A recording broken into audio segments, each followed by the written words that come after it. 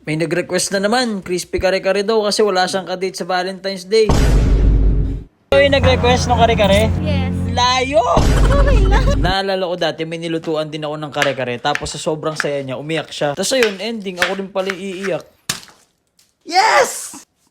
Lutuin na nga natin to. Pork belly na rockers nga pala yung ginamit natin dito. Naglagay lang tayo dito ng salt, pepper, bay leaves, onion, garlic, tapos water. Angas. Pinakuluan ko lang yan hanggang lumambot. Sa mainit na pan, toast lang tayo ng peanuts. Medyo kulang pa yung pagkakatoast ko dito sa peanuts kaya medyo maputi siya. Pero okay lang, lasang manipa din naman. Tapos sa same pan, niluto ko lang dito yung mga talong na feeling lechon kawali.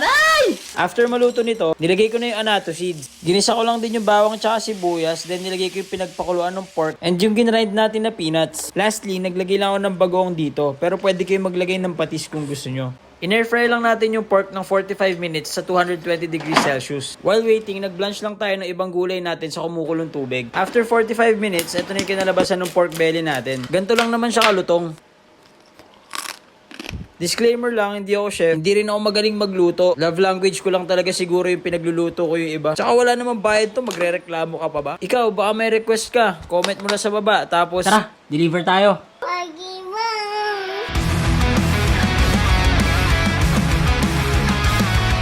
Ito yung nag-request ng kare-kare? Yes. Ang layo! Okay lang.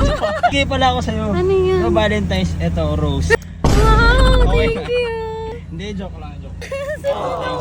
Oh my God, ang dami. Ang dami ba? Akin, nabawasan natin. Yan. Ano na po kayo katagal single?